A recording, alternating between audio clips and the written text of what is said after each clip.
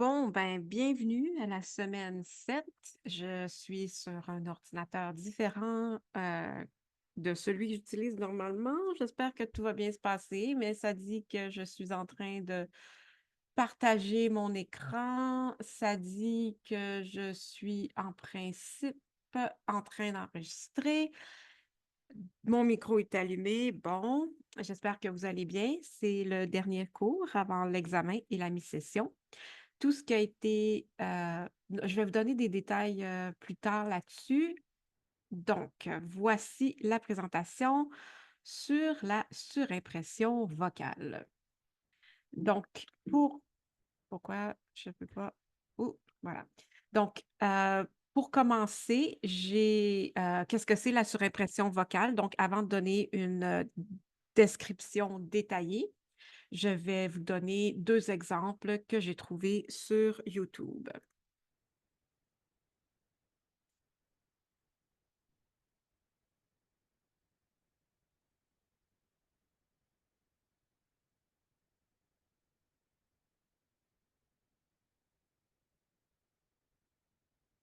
C'est difficile, mais on va y arriver.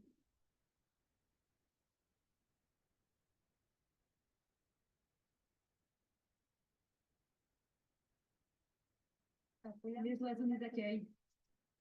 Donc, on entend bien la voix de la surimpression et la voix originale. Le sentier est envahi par la végétation. Ce qui me terrifie le plus dans une relation, c'est On une voit personne qui aussi qui vous rabatte qu'il n'y a pas de seul. synchronisme labial, donc ce n'est pas du doublage. C'est comme une vedette du rock ou du sport. Seriez-vous capable de gérer le stress de la célébrité?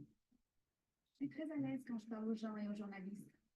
Je suis pilote de l'armée de l'air et je vais dans les... Si on voit, c'est Chris Hadfield, c'est l'astronaute canadien qui a fait des missions spatiales. On voit aussi que c'était sur ICRDI, c'était une émission de télé-réalité sur la sélection d'un homme et d'une femme qui allait être astronaute. C'était il y a quelques années, là, je me souviens pas c'était quand. Alors oui, à titre de pilote, j'ai déjà une bonne idée de ce que ça serait. Bon appétit. Bon appétit. J'aime bien leur souhaiter bon appétit. Sarah donne un bon service, elle communique avec les clients. Bonjour. Bien et vous. Elle est accueillante. Merci beaucoup. Au revoir, bon appétit. C'est une bonne serveuse au comptoir. Elle fait aussi de belles danses. Vous direz, voulez-vous un combo? On vous donne un breuvage pour 40 sous plus. Elle fait ce qu'on attend d'elle.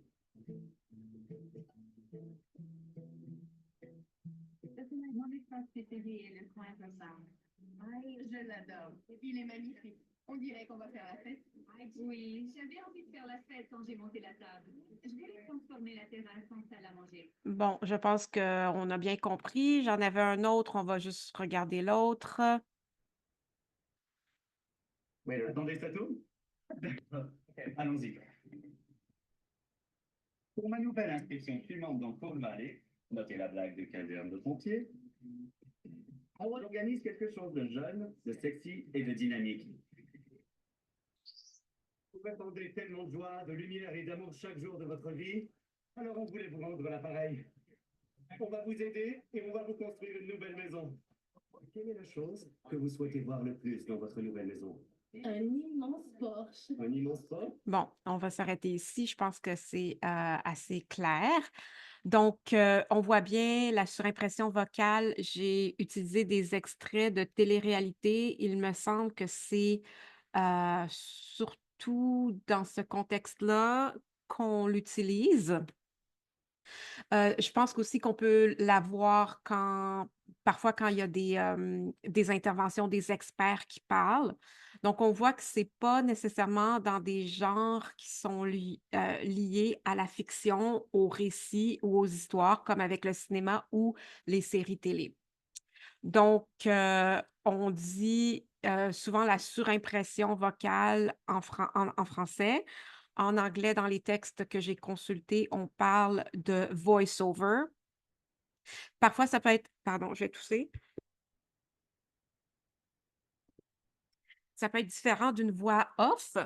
Une voix off, c'est un peu comme une voix d'une personne invisible. C'est une voix un peu désincarnée, déshumanisée qui peut peut-être s'ajouter comme complément au message et au sens qui passe par un canal visuel dans un contenu audiovisuel.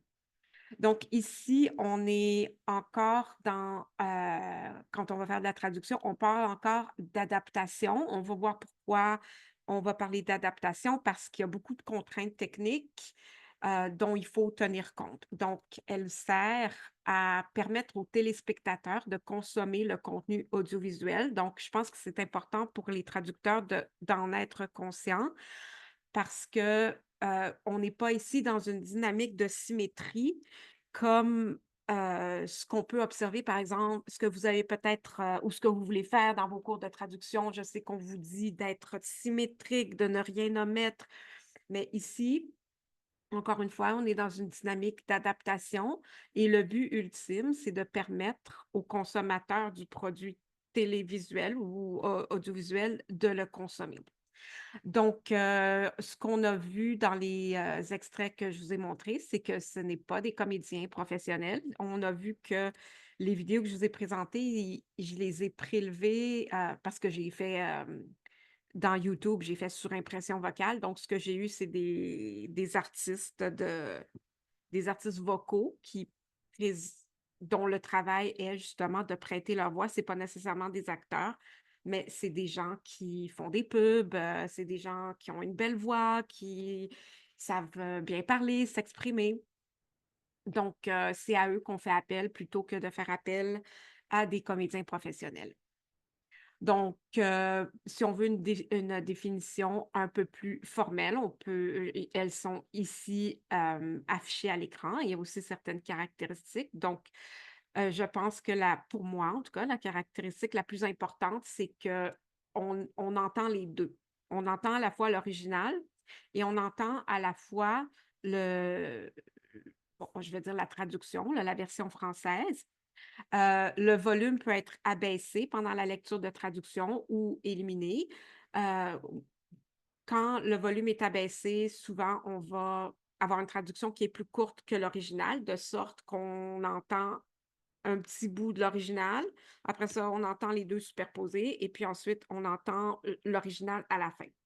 Dans le grand arbre généalogique des types de traduction ou des modes de traduction multisémiotiques, c'est-à-dire qui passent par plus d'un canal de communication, on peut attribuer à la surimpression vocale des liens de parenté avec le doublage et avec l'interprétation également. J'avais l'intention de parler d'un peu plus d'interprétation, mais je vous ai donné un texte à lire, on va s'en tenir à ça pour le moment. Donc, ce n'est pas improvisé, il y a eu une traduction qui a véritablement été faite en amont, le plus souvent, qui a été écrite et ensuite la traduction est lue. Donc, quelle est l'histoire? J'ai pensé que je trouvais ça un peu intéressant, je n'étais pas, au courant, mais, en fait, l'origine de la surimpression vocale, on peut même dire que c'est l'origine du doublage. En fait, il y a peut-être des racines croisées là, avec le sous-titrage également. Auparavant, au début du 20e siècle, les films, en Union soviétique et dans, les pays de l'Est en Europe étaient n'avaient pas tous les intertitres comme on a vu avec le sous-titrage, mais souvent, il y avait des interprètes sur place qui faisaient l'interprétation simultanée des dialogues des films occidentaux en Union soviétique. C'était une mode, en fait, c'était une pratique culturelle à l'époque où, les élites, soviétiques, c'était un loisir. On regardait des films, occidentaux, mais vu qu'on ne parlait pas l'anglais, ben, il y avait des interprètes qui interprétaient les dialogues surtout. Et plus tard, on a enregistré la voix des interprètes, donc c'était pas du doublage, c'était simplement un autre mode d'adaptation pour permettre, encore une fois, à un nouveau public de profiter d'un contenu audiovisuel dans une langue qui n'était pas la sienne. Et puis, au fur et à mesure que la popularité des films américains s'est répandue, ben, la technique s'est répandue avec elle et on s'imagine qu'elle a pu s'améliorer et se raffiner. D'autres théories disent que c'était pas nécessairement bon, c'est une théorie un peu différente, mais pas beaucoup là, mais d'autres théories disent que on enregistrait des commentaires sur le déroulement des films, comme des notes explicatives et pas nécessairement l'interprétation des dialogues. Donc, ici, nous, au Québec, peut-être aussi dans d'autres, je dirais dans plusieurs pays européens et dans l'Occident en général, on utilise cette technique-là de surimpression vocale pour des genres qui sont documentaires. Ça, c'est mon observation. Je pense que c'est le cas de tout le monde, mais dans certains pays de l'Est, on a maintenu cette tradition d'utiliser la surimpression vocale pour des contenus fictifs également. Mais maintenant, la pratique s'est généralisée. Donc, je trouvais ça aussi intéressant de dire que la surimpression vocale, malgré ses racines dans dans des pratiques de consommation de contenu de fiction, elle est moins abordée dans les ouvrages théoriques de traduction audiovisuelle que les autres modes de traduction ou d'adaptation, comme le sous-titrage et le doublage. Par quoi ça s'explique? C'est parce que selon Pilar Orero, qui est cité en haut, donc c'est l'article d'où proviennent ses observations, c'est que pendant très longtemps, la traduction audiovisuelle a été étudiée sous l'ombrelle de la traduction littéraire. Donc, on s'est beaucoup plus préoccupé des genres de fiction, des genres narratifs et non des genres qui étaient documentaires. C'est une observation que je trouvais intéressante. Je voulais aussi vous mentionner que la présentation que j'ai faite aujourd'hui était un peu plus théorique. J'avais plus de temps cette semaine, puis j'ai eu plus de temps pour me plonger dans mon sujet. Et moi, j'ai un fort intérêt pour la théorie et ça me fait plaisir de partager ça avec vous. Peut-être que certains d'entre vous vont vouloir faire une maîtrise en traduction.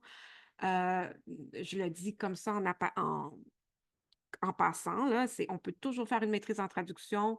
Ça vous donne toujours un petit plus par rapport à vos concurrents sur le marché du travail. On peut aussi faire une maîtrise souvent en traduction avec un autre bac. Quand on a un bac, on peut décider de faire une maîtrise en traduction. Puis là, on apprend tout aussi bien la traduction et puis ça ajoute, comme je viens de le dire, un petit plus sur notre CV.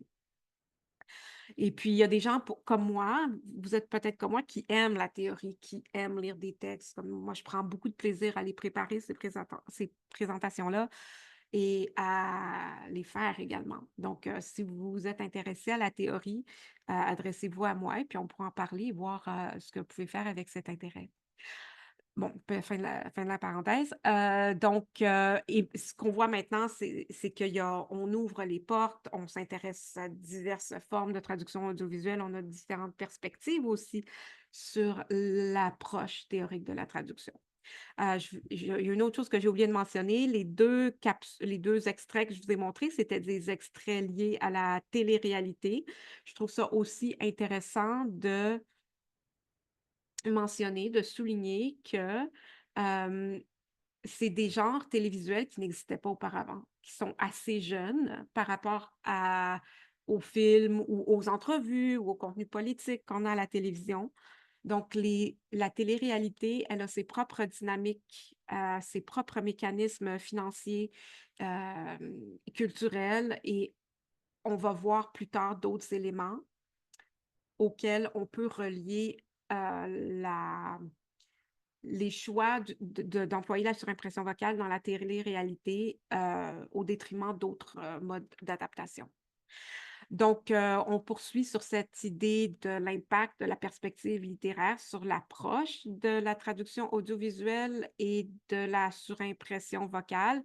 Donc, bon, ce qu'on dit ici, c'est que l'étude de la traduction audiovisuelle, c'est souvent concentré sur le doublage et le sous-titrage parce que c'est les principaux modes de traduction, adaptation des contenus de fiction, comme les films, la télé.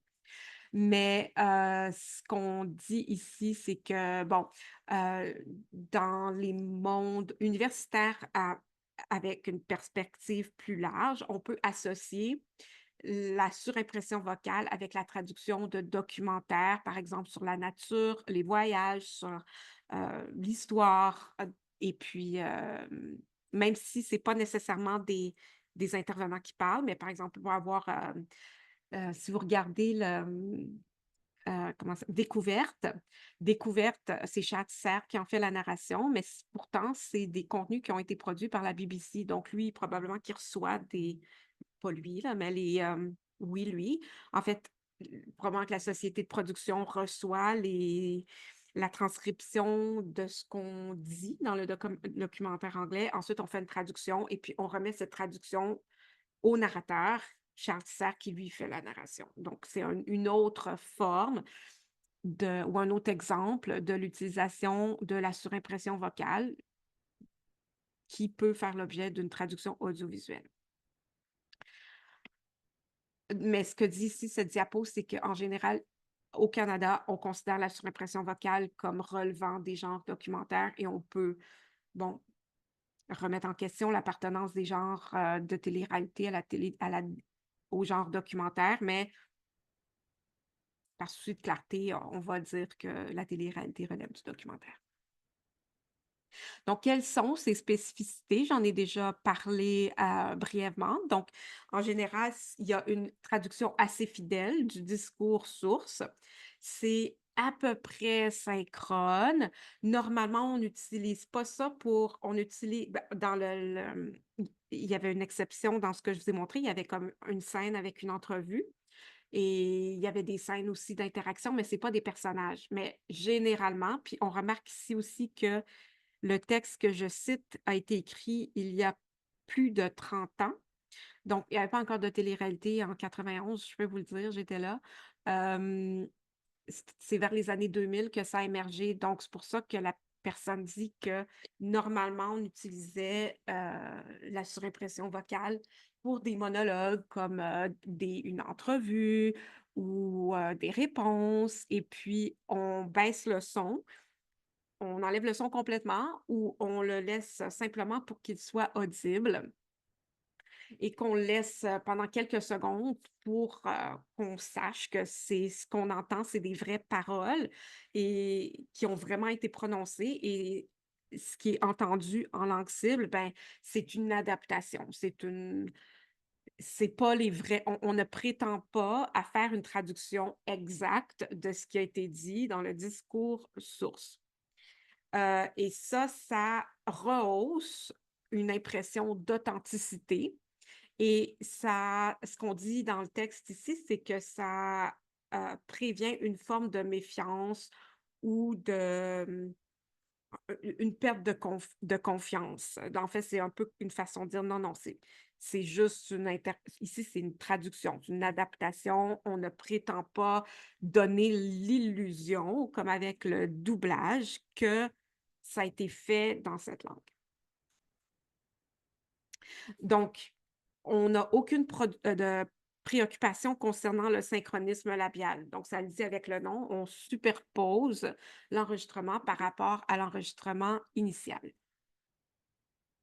Donc, ce qu'on dit ici, c'est que le spectateur, il ne peut pas oublier l'existence de l'original et sa différence avec l'adaptation. Donc, une des conséquences de ça, du fait qu'on ne s'occupe pas du synchronisme labial, c'est que la surimpression vocale est beaucoup moins chère. Et elle est beaucoup plus facile et beaucoup plus rapide à produire. On peut lier, c'est pas dans les textes que j'ai lus, c'est juste moi qui le dis, que c'est une des raisons pour laquelle elle est aussi, elle s'inscrit bien dans la démarche de la télé-réalité. On peut dire ce qu'on veut de la réalité, mais ce qu'on a dit quand elle a commencé à émerger, c'était que c'était une forme de télévision qui était pas chère à produire, donc, et qui pouvait générer des bons revenus. Donc, la surimpression vocale s'inscrit dans cette dynamique de production à faible coût et facile à produire. Donc, ce qu'on dit ici, c'est que le format est préenregistré. Les traducteurs, on reviendra plus tard dans une autre fiche, ils reçoivent un fichier audiovisuel avec ou sans un script ou une traduction. transcription et ensuite, ils produisent leur propre traduction en suivant les exigences de formatage de leurs clients. Parfois, le traducteur a à fournir, la narration ou une traduction prête à être enregistrée. Je n'en ai jamais fait, je ne saurais vous dire, mais et voilà. Donc ça, c'est encore une fois, c'est en 2019, donc c'est assez actuel. Même s'il y a pas de synchronie labiale, il y a quand même 4 types de synchronie qui sont en jeu avec la surimpression vocale. Tout d'abord, la synchronie vocale. Donc, il faut absolument respecter la durée de parole de du discours en langue source, voire le raccourcir. Donc, encore une fois, tout ce que je vous ai dit sur la simplification, ça s'applique ici également. Vous ne pouvez pas mettre des choses super verbeuses. Il faut que ce soit court, il faut que ce soit efficace, il faut faire des choix. Il y a également la synchronie littérale. Donc,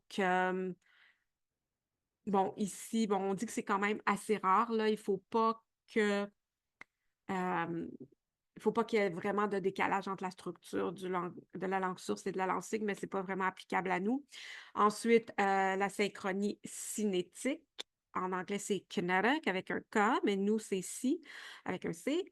Donc, si jamais il y a un langage corporel, s'il y a des personnages à l'écran, il faut qu'il y ait quand même une synchronie entre ce qu'on voit à l'écran dans l'action générale, sur le reste de l'écran, et ce qu'on entend. Et le synchronisme d'action, donc traduction image, encore une fois, pour pas qu'il y ait d'incohérence entre le visuel et le verbal. Je mentionnais également sur la synchronie cinétique, que dans l'extrait que j'ai fait jouer, à un moment donné, il fait un petit clin d'œil, ben, il faut que ça matche. On ne peut pas encore être en train de parler si lui, quand lui fait son clin d'œil, il faut que la citation ait été dite.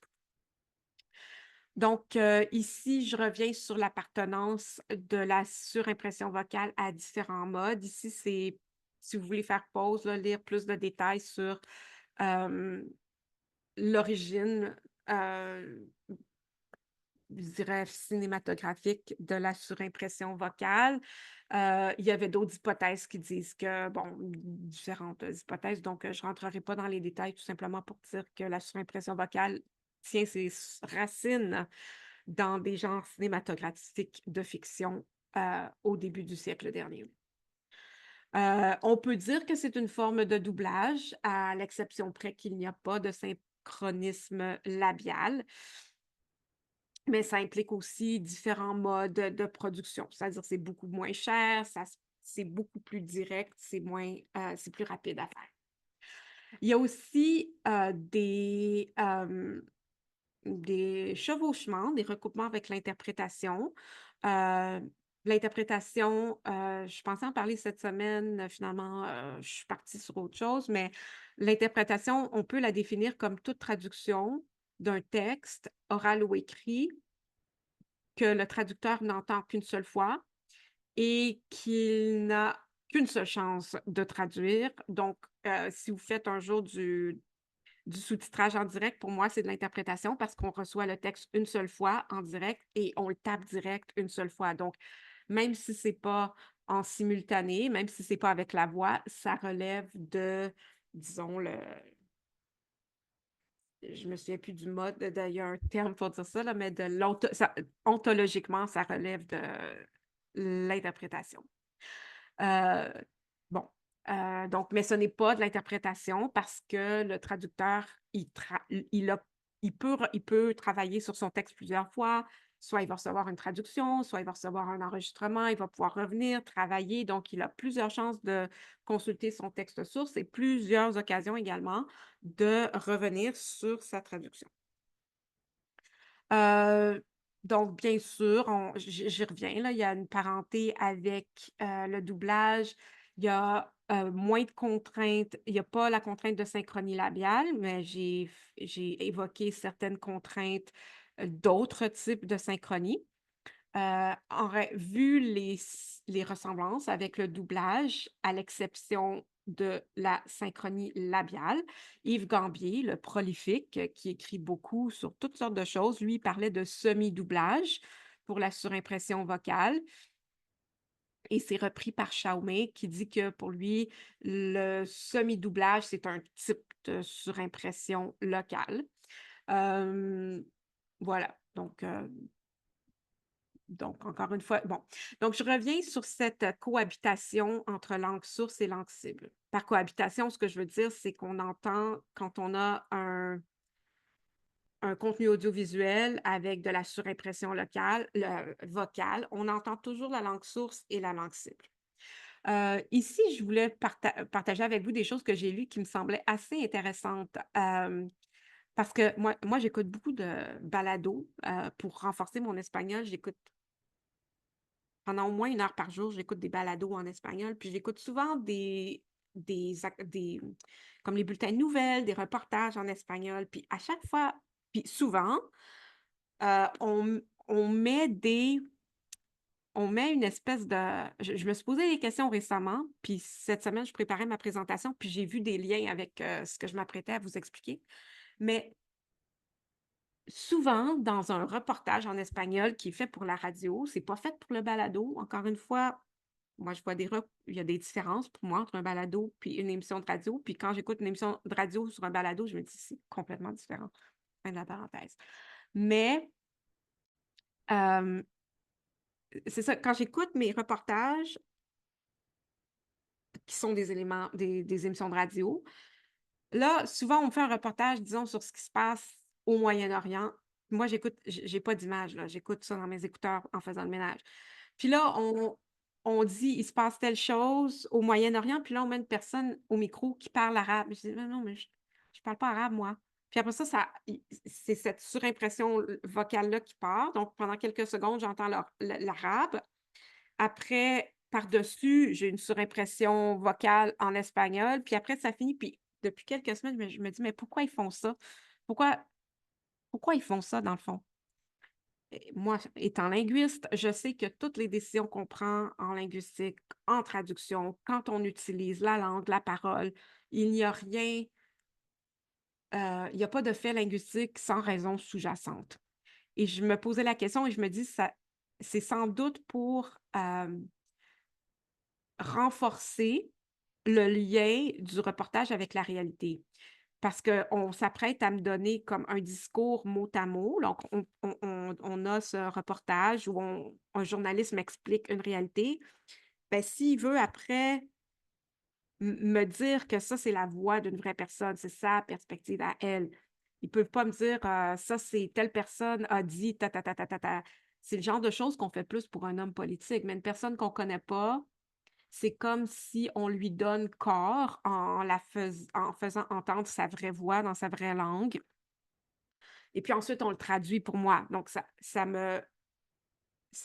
donne à moi, l'auditeur, un signal comme quoi là, on n'est plus dans la description. Là, on va te donner la réalité, une vraie personne. Ce n'est plus le journaliste, ce n'est plus l'institution journalistique qui te parle, c'est une vraie personne.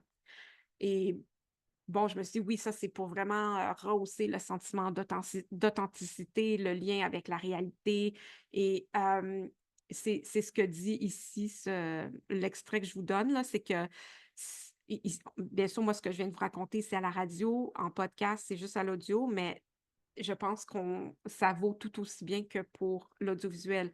Ce qu'on dit ici, c'est que la cohabitation de langue source et de la langue cible est destinée à nous donner une illusion d'authenticité. Donc, ça nous rappelle que ce qui est dit en langue cible, c'est exactement ça n'a pas fait l'objet d'un traitement ou d'une interprétation ou d'une analyse préalable. Et ce qu'on dit également aussi, chez Mayoral, on dit que cette coexistence, ça peut également nuire à la compréhension. Et ça aussi, je suis d'accord parce que maintenant, quand j'écoute des podcasts en espagnol, puis que là, on met on me fait entendre des gens qui parlent dans leur langue, je fais tout le temps comme avance, avance, je veux pas l'entendre. Parce que je, je- je comprends moins bien, ça m'énerve, donc c'est juste moi, là, je le fais avancer. Donc, c'est vrai que oui, aussi, ça nuit à la compréhension. Donc, je voulais mentionner aussi, je vous invite ici à arrêter si ça vous intéresse, là, mais c'est cette surimpression, elle marque également un rapport amplifié avec la réalité et je pense qu'on peut relier ça également avec la l'utilisation de la surimpression vocale avec dans la télé-réalité. Donc, je trouvais ça ici intéressant parce que, justement encore avec le fait que j'écoute beaucoup de balados en espagnol, et puis que j'ai remarqué que ça se faisait beaucoup plus de mettre des extraits en langue source dans les balados. On l'entend moins en français, on l'entend moins en anglais aussi parce que je pense que c'est très rare qu'on utilise des extraits dans une langue autre que l'anglais. Donc, ici, ce qu'on dit, c'est que c'est assez répandu en Espagne et je me dis peut-être que ça s'est transposé dans les pays hispanophones et latino-américains également. Donc, encore une fois, je vous donne des perspectives plus théoriques. Peut-être que va vous intéresser ou vous ouvrir les yeux sur un désir, peut-être de mener des recherches. C'est pas long, une maîtrise, ça se fait bien, puis ça vous donne un petit plus, puis ça peut être intéressant. Donc, encore une fois, je voulais en parler de ce rappel-là de la réalité. Ici, ce qu'on dit, c'est qu'on parle d'une hyper-réalité et que dans les études sur les médias, ça crée ce qu'on appelle, ça c'est très théorique, là, c'est pas non plus mon champ d'expertise, mais un simulacre d'hyper-réalité. Ça, quand on dit un simulacre, ça veut dire que c'est un processus par lequel on utilise des éléments de signification ensemble pour créer une nouvelle réalité. Donc, ce recours à la voix réelle de la personne, ça rehausse cette impression de réalité. Et ce qu'on va voir dans la prochaine diapo, qui est encore un petit peu plus analytique, c'est qu'on peut mettre ça dans une perspective de la visibilité du traducteur. Quand on traduit, dans la plupart de notre vie de traducteur, on veut être invisible. Je vous en ai déjà parlé, je vous ai dit, quand vous faites de la traduction audiovisuelle, soyez invisible. Puis je pense que c'est quelque chose qui vaut aussi pour tout type de traduction. Essayez de vous faire oublier. Il ne faut pas qu'on sache que c'est une traduction. Il faut qu'on ait l'impression que c'est la banque. C'est une traduction, je dis ça comme ça, là, que c'est la banque, que c'est le client qui parle, pas que c'est le traducteur. Essayez pas d'impressionner avec des gros mots. Essayez de faire passer le message sans vous faire percevoir. Donc, ici, je vous invite encore une fois à faire pause si ça vous intéresse, mais on parle ici de une étude qui avait été menée par Darwish et Orero, qui avait utilisé l'utilisation de la surimpression vocale dans les actualités. Ils s'étaient particulièrement intéressés à un reportage qui a été publié en 2006, dans lequel il y a un journaliste qui fait un reportage, puis ensuite qui fait jouer un enregistrement de Oussama Bin Laden. Et par-dessus et M. Bin Laden, bien sûr, qui parle en arabe. Et par-dessus, on entend la traduction qui est lue, puis ça, c'était à la télé, hein. On entend la traduction qui est lue par un traducteur.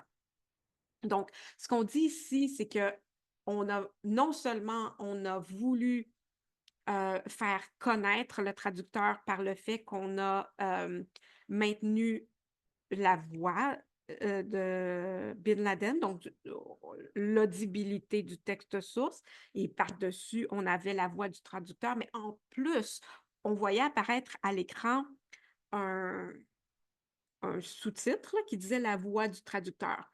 Et ce que les auteurs disent, c'était que si on a fait ce choix-là, comme je viens de le dire, aucun choix n'est anodin en langue. On fait nos choix conscients ou inconscients pour des raisons sociales, non linguistiques. Et puis, ce que les auteurs disent, c'est que cette stratégie a été adoptée pour vraiment se détacher le plus possible, de créer le plus de distance possible entre eux et des choses très, très délicates et de s'en remettre au traducteur. Donc, c'est pas nous qui employons ces mots, qui faisons ces choix, c'est le traducteur. Donc, ce qu'on dit ici, c'est qu'il y avait et la personne, ce qu'on dit aussi, c'est que le traducteur parlait avec un accent arabe qui était différent de l'accent britannique du journaliste. Donc, ce qu'on dit ici, c'est qu'il y avait plein de facteurs qui amplifiaient la distance entre la BBC et ses journalistes et Bin Laden. Donc, avait la voix différente du traducteur, son accent qui était différent, le fait qu'on entendait encore M. Bin Laden en dessous et le fait qu'on avait dit en grosses lettres voix du traducteur. Donc, tout ça, c'est des choses auxquelles on s'intéresse en études en traductologie. Et puis, bon, je le dis, là, je ne sais pas trop quoi faire de cette information-là, mais ce qu'on dit ici, c'est qu'il y avait des incohérences entre le texte source et la traduction. Et ce qu'on disait, c'est que dans la surimpression vocale, on disait The enemy continues to murder our children, our women, the elderly, and destroy our homes. Tandis dans la version originale, il n'y avait pas d'ennemis, d'enfants, de femmes et d'aînés. Donc, je ne sais pas quoi faire de cette observation, mais je vous la donne quand même. Donc, c'est bon, il y a la coexistence des deux langues, mais il y a aussi le fait que il y a beaucoup de transformations que le texte de surimpression vocale va subir. Donc, il peut avoir des transcriptions. Parfois, on va le traduire en production, en post-production. Il faut éliminer certaines hésitations. Il faut éliminer certaines caractéristiques de l'écrit, des faux départs, des répétitions, des marqueurs de discours qui caractérisent le discours spontané. Voilà. Donc, en ce qui concerne le processus, comment ça se passe pour faire enregistrer une surimpression vocale. Donc, ça peut se passer à l'étape de post-production ou à l'étape de production. Donc, en post-production, ça veut dire que au moment où on arrive à l'étape de la surimpression vocale, on a un produit fini, c'est-à-dire qu'on a du matériel édité, on a découpé les entrevues, on a peut-être une transcription à donner au traducteur, et puis ça peut rendre le travail un peu plus facile, tandis qu'en production, ben là, souvent, on envoie la bande audio au, au traducteur qui doit s'arranger et puis trouver ses propres moyens de faire sa traduction. Encore une fois, j'attire votre attention sur le fait que ce texte a été écrit en 2009, donc il y a presque 20 ans, plus entre 15 et 20 ans. Donc, il est tout à fait possible que ça se passe plus comme ça, qu'on a des outils pour mener une partie de ce travail. Donc, encore une fois, je reviens là-dessus, un article qui est encore plus long, donc je ne sais pas si c'est encore d'actualité. Et voilà, quand c'est en production ou est-ce qu'on reçoit juste quelque chose de brut, le document audiovisuel n'est pas édité, c'est toujours urgent. On n'est pas susceptible d'avoir d'une transcription et c'est à nous Parfois, on n'entend pas nécessairement bien ce que les gens disent. Il faut traduire pour l'écran et à partir d'une matière brute. Donc, encore une fois, c'est un mode de traduction où on a une convergence de l'oral et de l'écrit parce qu'on traduit on traduit à partir d'un texte oral en mode écrit, un texte qui est destiné à revenir dans l'oral. Donc, la transcription, c'est une étape intercalaire entre deux versions du même texte oral. il y a également la question des contraintes techniques. Donc, quand on était avec le sous-titrage, ben, on avait les contraintes d'espace, de lisibilité, de durée d'affichage à l'écran. Mais quand on est en surimpression vocale, cette contrainte ne s'applique pas de manière visuelle, mais elle s'applique de manière temporelle. Donc, il faut éliminer le plus possible des syllabes, des mots inutiles. Donc, et encore une fois, on élimine certaines caractéristiques de l'écrit, de l'oral, dis-je. Par exemple, les faux départs, les hésitations, les répétitions, les marqueurs de discours, euh, qui sont souvent reformulés et qui font partie du discours spontané. Moi-même, depuis le début, vous avez sans doute entendu que je me reprends, je me chevauche, je me répète, ça, je sais, c'est l'histoire de ma vie, je me répète tout le temps. Je fais des erreurs, donc ça fait partie de la vie et ça, on ne met pas tout ça. Et oui, il y a aussi je me souviens plus comment on appelle ça en linguistique, mais toute cette histoire de Ah, vous savez, ou des petites pauses comme ça, vous avez été beaucoup à les mettre dans votre travail pratique 1, mais c'est superflu. On n'a pas, on le sait que ça fait partie du discours et ça apporte rien. Euh, je, donc, c'est ça. Donc, j'ai euh, quelques autres fiches pour cette partie de la présentation. Donc, ce qu'on dit ici, c'est que certaines caractéristiques des textes de surimpression vocale, c'est l'élimination des caractéristiques du discours oral, comme les hésitations, répétitions, faux départ et les petites anomalies syntaxiques. Et il y a deux raisons pour lesquelles elles disparaissent. Tout d'abord, c'est parce on veut raccourcir au maximum les répliques pour pouvoir garder les petits bouts avant et après, mais aussi pour favoriser la compréhension. Donc, toutes ces petites caractéristiques de l'oral spontané, quand on les met à l'écrit, on le remet, ça complique la compréhension. Et on l'a vu dans d'autres diapos, à d'autres cours, il faut vraiment tout faire pour rendre la consommation du produit audiovisuel la plus simple et la plus facile possible. Caractéristiques de l'oral. Je vais arrêter la présentation ici. Je vais monter une autre présentation sur le transfert de l'oral à l'écrit et je vous reviens plus tard.